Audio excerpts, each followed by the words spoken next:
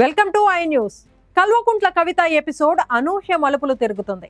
BRS party నుంచి suspend అయిన కవితను మళ్లీ పార్టీలోకి చేర్చుకునేందుకు పావులు కదులుతున్నాయి. కవిత పార్టీ నుంచి, కుటుంబం నుంచి శాశ్వతంగా దూరమైనట్లే అనే పరిస్థితి క్రమంగా మారుతుంది. కవితను తన తల్లి, ఇతర కుటుంబ సభ్యులు తరచూ కలుస్తూనే ఉన్నారు.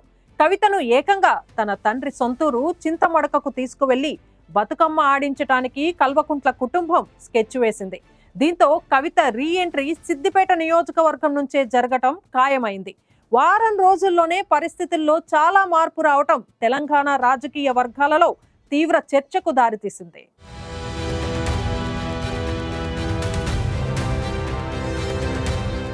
బీఆర్ఎస్ పార్టీలో కల్వకుంట్ల కుటుంబంలో ఆసక్తికరమైన పరిణామాలు చోటు చేసుకుంటున్నాయి. పార్టీ మీద, పార్టీ నాయకుల మీద విమర్శలు చేయడంతో కవితను బీఆర్ఎస్ పార్టీ నుంచి సస్పెండ్ చేశారు. దీంతో కవిత కూడా ఎమ్మెల్సీ పదవికి రాజీనామా చేశారు.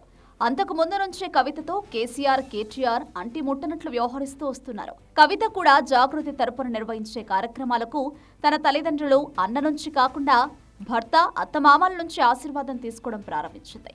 దీంతో కవితకు బీఆర్ఎస్ పార్టీతో, కల్వకుంట్ల కుటుంబంతో బంధం శాశ్వతంగా తెగిపోయిందనే అభిప్రాయం సర్వత్రా వ్యాపించింది. కానీ ఇప్పుడు పరిస్థితి మారుతోంది. సెప్టెంబర్ 2న కవితను సస్పెండ్ చేశారు. సెప్టెంబర్ 3న కవిత తన ఎమ్మెల్సీ పదవికి రాజీనామా చేశారు. సరిగ్గా వారం రోజులకు పరిస్థితి మారింది. కవిత మళ్లీ పార్టీకి, కల్వకుంట్ల కుటుంబానికి దగ్గరవుతోంది. రాజకీయ కారణాల వల్ల తండ్రి కేసీఆర్ కాస్త దూరం పెట్టినప్పటికీ తల్లి శోభ మాత్రం కవితకు అండగానే ఉన్నారు. కవిత భర్త అనిల్ పుట్టినరోజు సందర్భంగా ఆమె ఇంటికి వెళ్లిన శోభ బిడ్డకు అండగా నిలిచారు. అంతేకాదు, కేసీఆర్ సొంతూరు చింతమడక నుంచి బతుకమ్మ వేడుకల్లో పాల్గొనాలని కవితకు ఆహ్వానం అందింది. చింతమడకకు చెందిన కొందరు పెద్ద మనుషులు, మహిళలు కవిత ఇంటికొచ్చి మరీ ఆహ్వానించారు. అటు తల్లి శోభ ఇంటికి రావడం, చింతమడక వాస్తవ్యులు కూడా కవితను ఆహ్వానించడం యాదృచ్ఛికంగా జరిగిన సంఘటనలు కావని తెలుస్తోంది.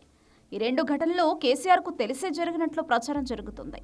అన్ని వైపుల నుంచి ఒత్తిడి వచ్చి కవితను సస్పెండ్ చేయాల్సి వచ్చినా ఆమెను శాశ్వతంగా దూరం పెట్టాలనే ఉద్దేశం కేసీఆర్కు లేదనే వాదనలు బయలుదేరాయి. తల్లి శోభ కేసీఆర్కు చెప్పకుండా కవిత ఇంటికి రావడం అసాధ్యమని చెబుతున్నారు. అలాగే సిద్దిపేట నియోజకవర్గంలోని చింతమడక గ్రామస్తులు కూడా కేసీఆర్ను కాదని కవిత దగ్గరికి వస్తారా అని ప్రశ్నలు వస్తున్నాయి.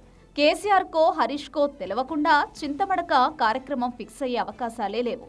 ఇద్దరిలో ఏ ఒక్కరి మద్దతుతో లేకుండా చింతమడక గ్రామస్తులు కవితను ఆహ్వానించే ప్రశ్నే ఉత్పన్నం కాదు. కవిత మొదట వైఖరి ఎలా ఉన్నప్పటికీ చివరిసారిగా ప్రెస్ మీట్ పెట్టినప్పుడు మాత్రం తండ్రి కేసీఆర్ను కానీ, సోదరుడు కేటీఆర్ను కానీ పల్లెత్తి మాట అనలేదు.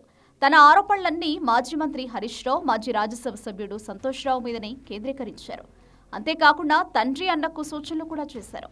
ఈ పరిణామాలలో లోతుగా అధ్యయనం చేసిన వారికి కవిత కూడా తండ్రి, సోదరుడికి దూరం కావాలని భావించడం లేదని అంటున్నారు. కేసీఆర్ కూడా కూతురుని మళ్లీ తన దగ్గరికి తీసుకునే విషయంలో కాలం గడుస్తున్న కొద్దీ మెత్తపడతారనే అభిప్రాయాలు కలుగుతున్నాయి. అయితే ఆ కాలం ఎంతో దూరంలో లేదని, బతుకమ్మ పండుగతోనే శుభం కార్డు పడుతుందని చెప్తున్నారు. హరీష్ రావు ప్రాతినిధ్యం వహిస్తున్న సిద్దిపేట నియోజకవర్గంలోని చింతమడకలో జరిగే బతుకమ్మ కార్యక్రమంలో కవిత పాల్గొంటారని, అక్కడ ఆమెకు పెద్ద ఎత్తున స్వాగత కార్యక్రమం ఉంటుందని జాగృతి నాయకులు చెప్తున్నారు. దీంతో ఆమె కేసీఆర్ కుటుంబంలోకి రీఎంట్రీ ఇస్తారని, ఆ తర్వాత పార్టీలోకి రీఎంట్రీ ఇస్తారని ప్రచారం జరుగుతోంది.